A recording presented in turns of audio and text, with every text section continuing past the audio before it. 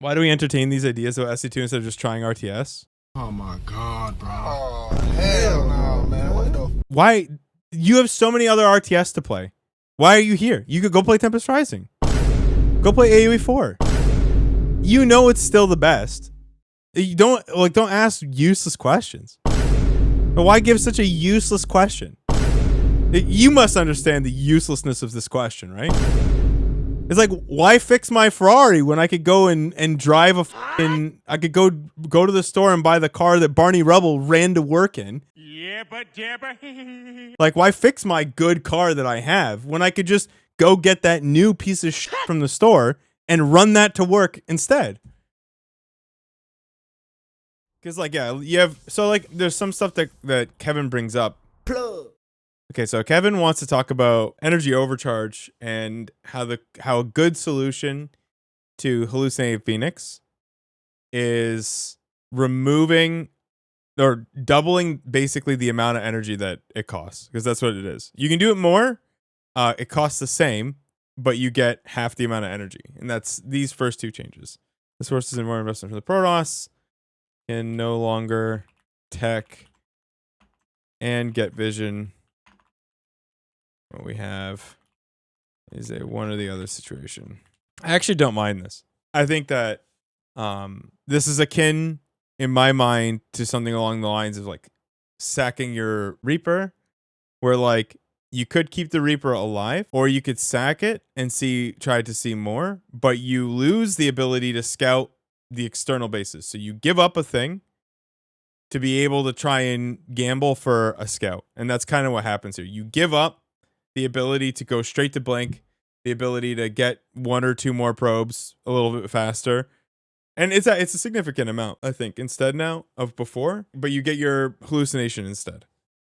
So what it doesn't do is address how hard sentries shut down cheeses, and simply doesn't address how powerful that vision really is. So like early on, I had a conversation with Kevin where he basically just laughed me off when I said that this was going to be a problem. So it was very cathartic for me that the first thing he brought up was that obviously being able to have access to this amount of vision is a problem. As far as I'm concerned, it's still a problem to have this much vision. I don't think anyone should have it. I think even the Reaper's probably maybe a little bit too good, but you can wall it out, and it's a ground unit.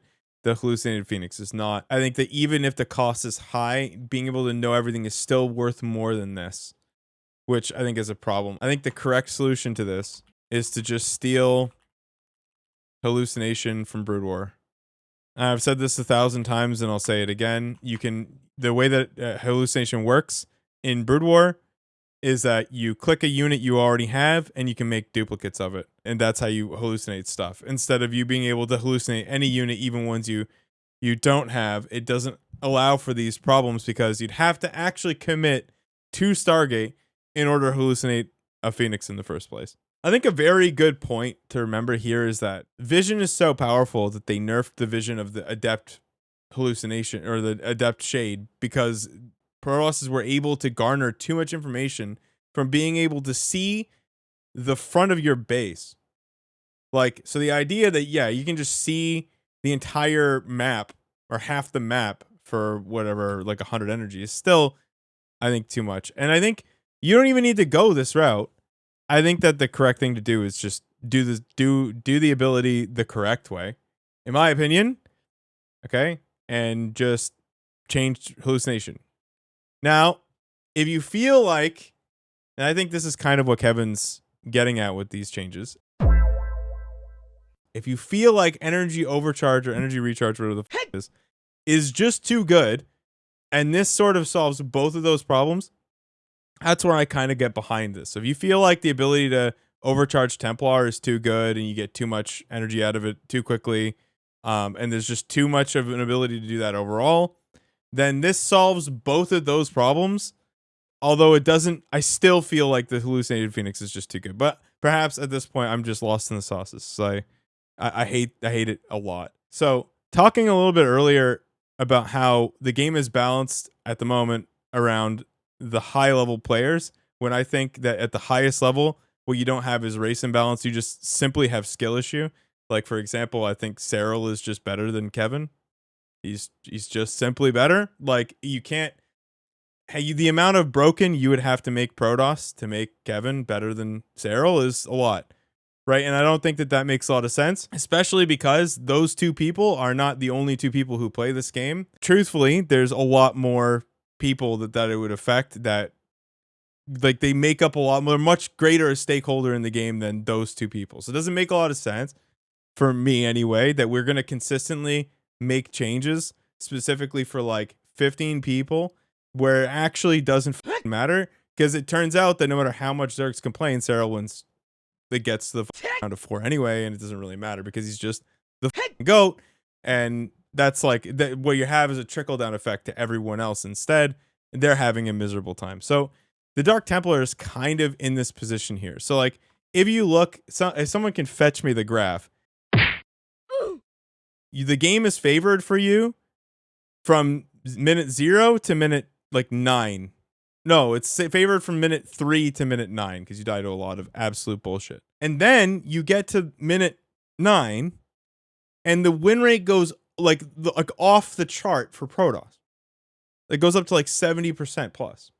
And this is at the GM and Masters 1 combined level. So like not just me, obviously, because I'm not really relevant, but when you take basically, what would that even be? Like the top 1,000, the top 2,000 players on Europe, and you put them all together instead of just like the top 20 or whatever. And those people are also included in that.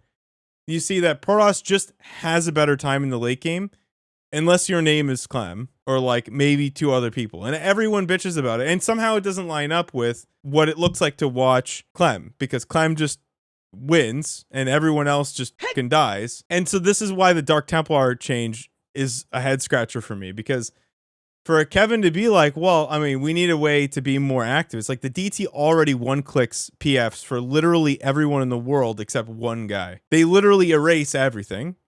I don't really understand this, except for if you're just designing like Protoss versus Clem. Like that's what it feels like. Or like someone willing to make 3 PFs at a base and like 3 Liberators or whatever. Like that's just, it's already a huge commitment supply and money-wise to deny Dark Templars, but Dark Templars are very good at killing buildings. It doesn't track in my mind like why we would do this. Like I kind of understand, given what you do for Terran next, like if you feel like the game is going to slow down, it kind of makes sense, but is it going to slow down so much that you need to make one of the most annoying units in the entire game more annoying for literally everyone except one guy? Like I don't really like the Dark Templar change.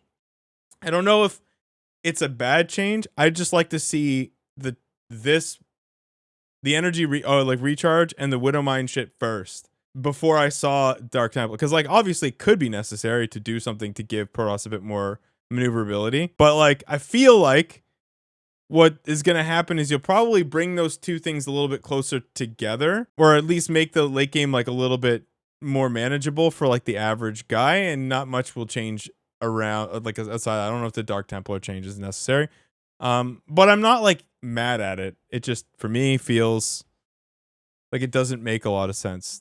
For Terran, the Widowmine being the only change is just somewhat like, you can tell that Harstem and Kevin like actually has a strong understanding of StarCraft, because this change actually affects a lot of stuff, especially like TVZ. Like a lot of these changes, you have to remember right now we basically play TVZ. I think very recently Clem has made like a return to like the Liberator mine style, but before that we just stopped building mines, and you don't really want to build them in TVP either. And they offered like 0 zone control, because you can just sack 1 zealot and then just kill the mines like over and over again.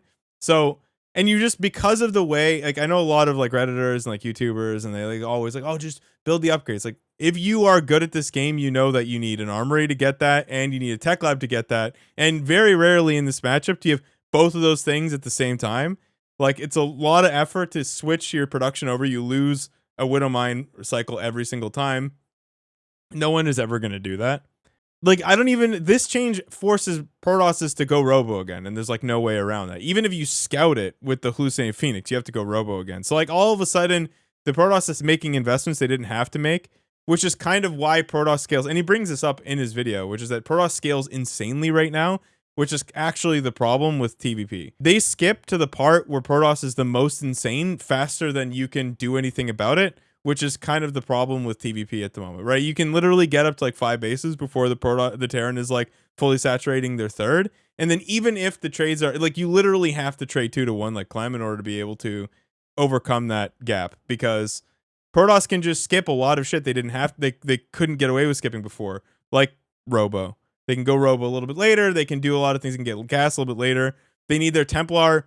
Like their Templar can come a little bit later too, because they can just overcharge it now instead. There's like a lot of things you can kind of get away with you couldn't get away with before. So the scaling is kind of. However, having the Widowmine be cloaked kind of makes you do things you didn't want to do, right? You have to take the cloaked mine seriously, because now I can just leave my mine in your base, and there's like nothing you can do about it without some sort of observer. So I think the Widowmine change here, at least from a TVP perspective, is actually capable of solving.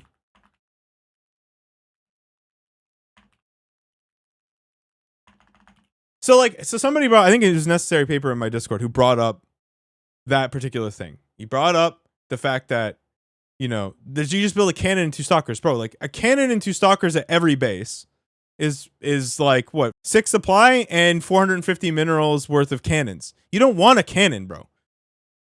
Like, it's investment. It's things that slows down other stuff.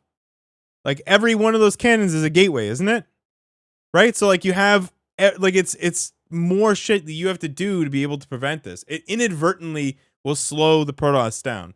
I kind of agree though that like I think energy overcharge is a little bit too juiced. I think that you can get way too much energy on high Templars. Everyone is converting over to high Templar based styles, and it's obvious why. Like there's no elephant in the room here. Like everybody just understands that high Templars are really good right now, and it's because energy overcharge is extremely good.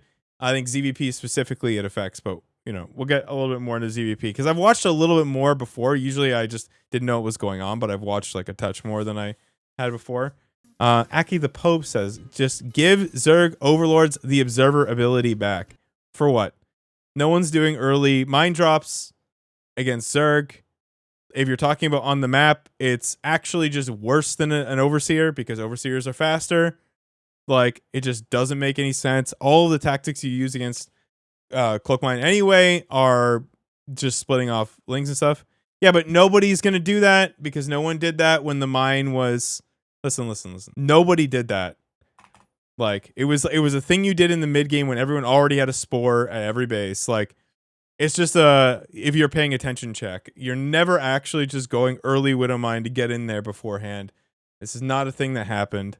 Okay, so for Zerg. Now, I think these changes are by far the most interesting. I truly think these are the most interesting changes because I think that this is a lot like when we just gave energy overcharge and we're like, the sentry won't be a problem.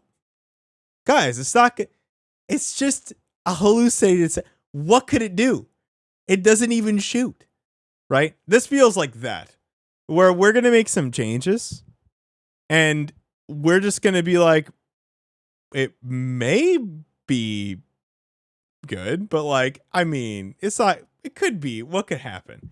This is a very interesting set of changes. So the Evolution Chamber enabling Ventral Sacks is one of those things that like, that just feels insane. From like, I think ZVT could just be insane. Like, just absolutely insane to deal with early game. I don't even know the like, there's that opens up so much bullshit. I don't even know what you would even do against someone that, would you just go for like fast Viking? Like it's such a low investment thing to get every Overlord you have to have Overlord drop. Like, I would actually like to see a nerf to the Overlord if you're going to do this, because I feel like this is going to be absolutely insane. Like, from a ZVT perspective, this is one of those things that like everyone would probably say wouldn't be that bad. And then when you give it like 6 months and every Zerg is opening with like Evo Chamber into Overlord drop, yeah, I understand you still need to morph them, but it's still very, very, very, very, very fast. Like, and it's a building you're already getting anyway.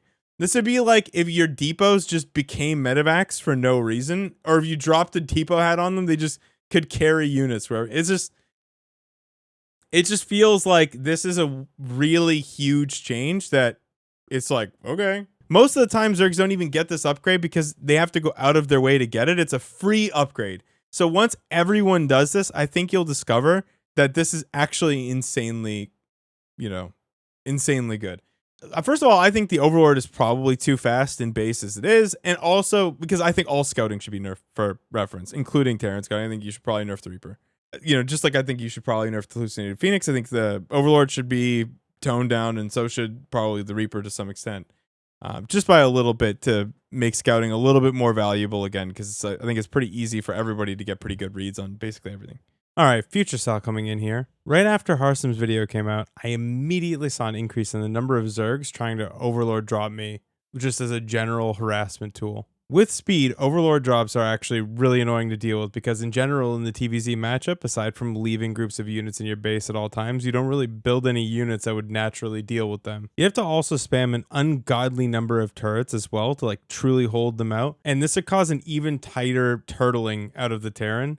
And you'd have to build these turrets even earlier than you usually would when you're trying to deny Nidus spam, simply because Overlord drop will come online so much earlier. Honestly, it's kind of like burrowed banelings in the sense that I think Overlord drops are probably a little bit better than most people think they are right now. But they just don't get used a lot because they kind of require speed and they require an upgrade, and they're not like quintessential for any play style. So you just don't see them a ton in professional play, but I think that they're actually probably better than most people think. And if you got them for free and you were to see them more often, I think you'd discover how good they really are. Centrifugal hooks giving 5 HP on banelings, especially with the last change. So like, I think people at my level and maybe a little bit above and definitely below don't see Bird Infestors as much as they used to. Well, specifically because we're all just 8-raxing because playing late game ZVT feels very unfun because of the Infestor. So not having Bird Infestors when I was playing a lot of late games would be a very nice quality of life to actually playing the matchup because, yeah, like Kevin pointed out, the need to scan every square inch of the map to be able to go anywhere or do anything is just the least, like one of the least fun experiences, because you just like you're basically afraid of the boogeyman at all times. Like it's not there, it's not necessarily there, but like you could step in the wrong time and you just fucking die. It doesn't make for good gameplay, and I think that adding 5 health back onto Banelings probably does a lot for ZVP. I think Zergs have been bitching about this for a very, very long time, and I think it probably should be done just to make ZVP look and feel more like Zerg is playing Protoss and not some other faction with the most boring units of all time, which it currently looks like, at least from my non-Zerg, non-Protoss eyes. Like, I have no idea why anyone would ever want to play Zerg in ZVP. It looks extremely boring. Because of workers. So basically, they'll survive a storm now and make it to workers to do damage versus probes, which is the reason that they nerfed it in the first place, because we were like Zergs were just killing probes like left, right, and center. That's a huge part of it. I think is that they'll just survive storm in general now. So Protosses are all going storm. Oh wait, yeah. It was the change versus storm, but that is, I think it is. Sorry, yes, they will be nerfed because of damage against probes. However, now because of your defense is storm, you will be able to make them. So now it's like a twofold thing. So like Banelings are weaker health wise and damage wise versus probes. So like I feel like now you're going to do more harassment and it's going to be better. And fighting versus armies with Banelings will be better because they'll make it past the storms, which Protosses are basically rushing to at the moment. So I think from my limited understanding of the matchup, I think it's probably a good change. Obviously Zergs would love it and Protosses won't. So Microbial Shroud negating 50% of spell damage is a wild change. Because obviously, if I'm not mistaken, I will be immediately corrected by like the 8 StarCraft goats in here.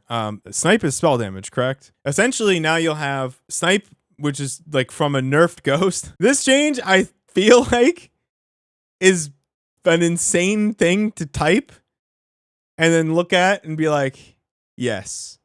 But I kind of understand the premise if you again tie that with Infestor not being yeah, but like And again, like if you every one of these changes, like if you just don't look too far, they seem fine. But when you try to tie in the state of things, like already it's incredibly difficult for anyone to step onto a map that has a Zerg player on the other side as a Terran player. And this change is a very interesting one because now that's like, it's still like that. However, the Infestor not being burrowed is the thing that counterbalances this because you can actually counterplay against the Infestor going into this. And you're no longer worried about stepping onto the map and instantly dying to a fungal you don't see. So you get a strong give and take here, I think, which probably does improve ZVT. For ZVP, I think obviously this is for Storm, correct? So like, if I'm not mistaken, the way Microbial Shroud works right now is that it casts a big circle on the ground that says Storm me, and then when you step out of that, I think your units for a couple seconds they maintain that anti-air damage or whatever that they currently have, which is it's pretty trash. So like no one ever uses this ability, but this would make it a lot better, especially against Protosses. I think the thing is that once you start doing things like make it take 50% less spell damage from Psionic, is like okay, so now you need to unfurl the list of ingredients to be able to see how like what something does. And I think a classic Blizzard philosophy that I really liked here is that things are consistent and like quite simple. And we are throwing that in the fucking bin. If not only now it's like your ability does 50% less damage, but it only works if it comes from a psionic unit. That feels like a lot to me and like a gigantic overcomplication of the situation. I think this change is actually pretty interesting. I would love to see it tested. What I've come to understand from this patch is that it's taken us 8 months for Protosses to discover that Storm is good. And now every style seems to culminate in Storm now instead of Robo units. The adaptation is not fast. Like if you change something like this, you're not going to see what the actual result of it is for quite a while because every player seems to do, and this is high level players like as well, include like even the best, because what you tend to see is like a complete denial that anything could possibly be good. And there's a cope about the idea that things like that of like a will this ever work with my style, but then very slowly everyone starts to switch, and then you have everyone follows, and then there's experimentation, and then you have optimization, and it takes a very long time, but eventually we do get to the point, right? Because like you have to remember during the subathon, I got literally laughed at by professional Protoss players when I said that the Sentry would be broken, and now it's literally the first thing on the list of proposed changes. Right here, or at least by Kevin, and everyone seems to acknowledge it's a problem. So like, just because something seems obvious to one person or another doesn't mean that it is going to be good in any way, shape, or form, or that it isn't going to be busted. You have to actually see how things shake out, and this could be very good. I think this could be very good for TVZ. I think to make. Kind of shifting away from this idea where Terran is stuck like on the inside all the time in the late game, and removing the fact that Zerg is just shit unless they're kind of on creep too. Like giving the ability for some sort of actual interaction between army and army in ZVT that isn't just like I'm splitting my units. Like you have actually some casting. It's not just me sitting behind my wall of shit trying to deny your ability to do anything for the entire game. The Evo Chamber change is trying to give a tool to Zerg early game. Zerg has no fun early game tools. Okay, so fun I agree with, but no early tools is I wouldn't agree with. But fun, yeah, I probably would agree with that. Now, again, like I actually have no problem with the ventral sacks coming from the Evo Chamber. What I have a problem with is that it probably is just going to be too good. You'll see it all the time, and it will. It'll probably just make it so that overlords are just yeeted into bases like nonstop. I mean, you see Ravager rushes all the time early game, dude. Like we've just seen Ling Bane bullshit. Like you see tons of stuff. Like, and this is kind of my issue is that when you guys think about like all these tools, you're thinking about just like the top like 15 people. Like you see a lot of tools from Zerg, and just because you don't think they're good or valuable doesn't mean that the rest of the entire player base doesn't experience those things. 3CC Banshee shits on everything you mentioned. Okay, sure. 3CC Banshee executed by who? Right? Like, and no. So a lot of those tools hit before I have Banshees. I get Roach Ravager rushed like 2-3 times a day. Like, and oftentimes I miss the scout with the Reaper and I just die. But you can just scout with the Reaper. Okay, good. Tell me how to play the game. I love it. This, because there's no way the Reaper ever dies. It doesn't happen. There's no tools. Just beat Clem. Okay, I don't need to have this argument. Like, I know that you can do shit early in the matchup, but obviously at the highest level, it doesn't work. Where the players are perfect. But to say that there are no tools, no, they're just not the greatest tools, but there are tools. Your rationale can't be, well, just be perfect. I don't think that the Overlord change is bad. I said this before. I just think that you get it for free, and a lot of Zergs don't get it now because you have to go out of the way to get it. And that when you do actually have it, it will be much more powerful. That it'll be much more powerful, I think, than Zergs than Kevin realizes. But like, that's not necessarily a bad thing. It's not necessarily wrong for that. I just think that what you're gonna find is it's gonna be too good. Thoughts on unlocking Overlord speed? I mean, I don't know that if every Overlord could just become a Dropper Lord by getting an Evo Chamber. I don't even know if speed makes sense for Overlord and not Overseer. I think Terran's in an okay state. And I think that the mine becoming invis without armory, or with just armory, is a very, very big change. Like, obviously the Cyclone is a bug, so you would obviously fix the Cyclone. But no, I think the Terran plays, like, I have a lot of fun playing Terran, so I think it's in a good state. Hup, you cry like a small toddler, bro. Like, you cry like a toddler who just fell off his tricycle. Like, he's not sure how to feel. Watching you whine when I'm literally just saying that Terran plays like in a fun way, so it's probably fine. Like, it doesn't need more shit. Like, bro, just pick yourself up, scrape the knees off, bro, and get back on the bike. Like, what do you want me to say? That the race plays really well, so you want me to nerf it 6 ways from Sunday? Bro, I still think that they should just you're whining right now, bro. This comment you just made is whining. And they didn't even complete the thought correctly. Like, what the fuck do you mean? No, I mean, lots of Zergs don't think the race is okay. You're being ironic? Were you being ironic? Were you being ironic? I believe you. I could believe that you were being ironic. Why do we entertain these ideas about SC2 instead of just trying RTS? Oh my god, bro. Oh, hell no, man. What the? Why? You have so many other RTS to play. Why are you here? You could go play Tempest Rising. Go play AoE 4. You know it's still the best. You don't ask useless questions. But why give such a useless question? You must understand the uselessness of this question, right? It's like, why fix my Ferrari when I could go and drive I could go to the store and buy the car that Barney Rubble ran to work in. Yeah, but like, why fix my good car that I have when I could just go get that new piece of shit from the store and run that to work instead? Hup, if these changes go through, will you never say that again? No one in the in crowd is going to get feedback from the outside crowd? Yeah, oh, okay. So that is your opinion because you're not in the in crowd. Okay. We solved that.